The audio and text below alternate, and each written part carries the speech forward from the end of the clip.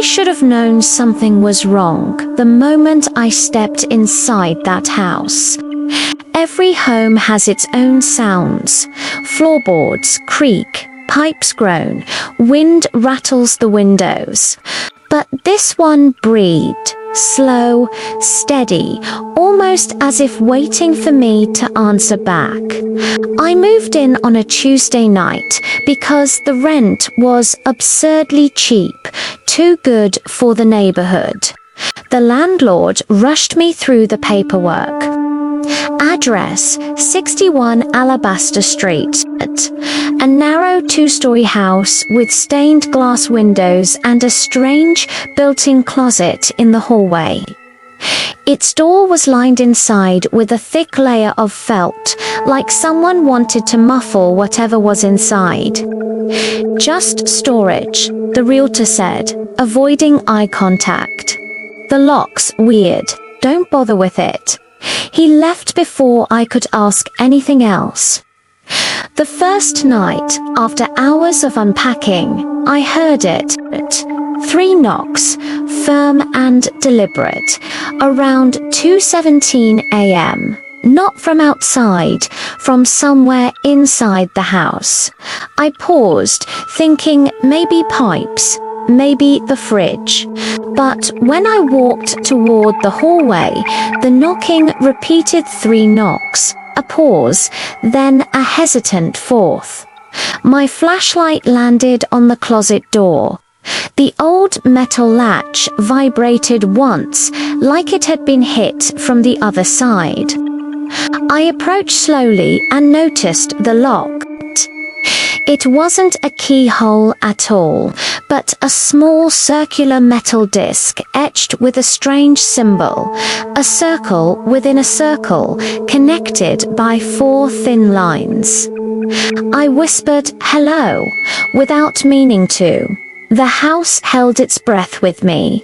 No answer, just the soft hum of old wood settling or pretending to. I fell asleep on the couch with the TV on, trying to ignore it.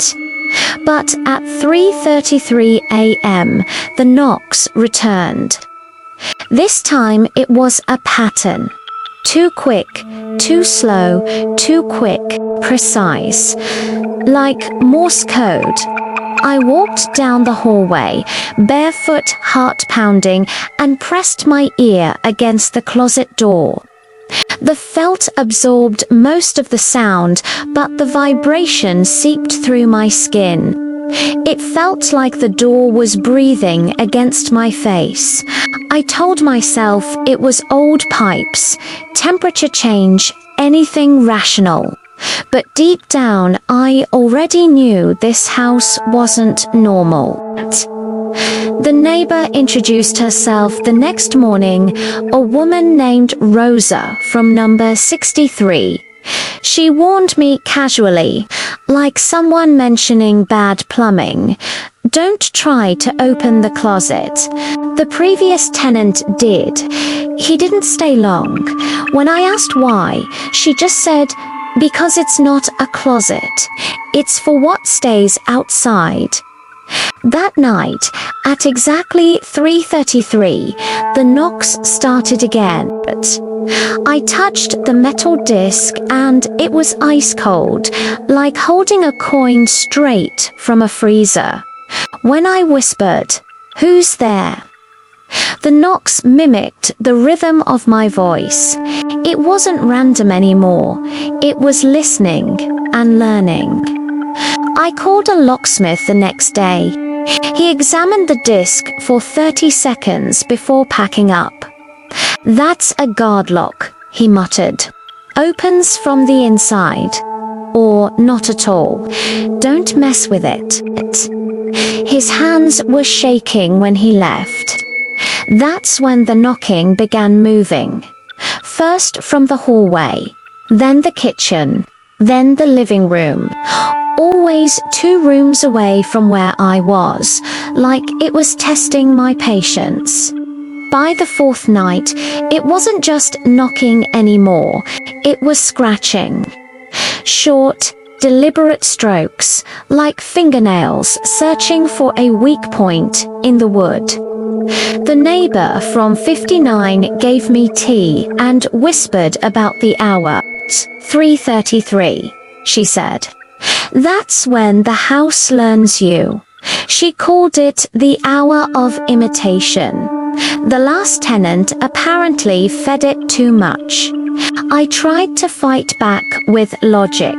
Music blaring, lights on, cooking heavy food to fill the air with normal smells. But at 3:33, the house cut the power for a split second. The lights dimmed, the room grew cold, and the knocking returned faster this time. I pressed my forehead against the closet door and shouted, "Enough." The wood answered with a soft brush, like fabric sliding against fabric. Someone was in there, wearing long sleeves. I started recording audio at night. What I found made my blood run cold. Underneath the knocks were faint whispers, repeating a single word in a voice that wasn't quite human. Let me, and between the whispers, the lock's metal disc hummed at a pitch slightly off-key, like a tuning fork being struck over and over. My research led me to old newspaper clippings. Alabaster Street used to host a private etiquette school decades ago. One of the articles showed a photo of a built-in closet identical to mine. The caption, "Storage for objects and visitors." Another article described a missing girl, the last to enter the house, for something called the silence exercise. None of them explained what the closet actually was. One night, I decided to respond to the knocks. At 3:33, silence. At 3:47, a single knock. I knocked once back. It replied with two. I replied with two. It replied with three. Back and forth, like a game. Then, without warning, the metal disc rotated by itself, a fraction. Enough for me to hear the mechanism shift.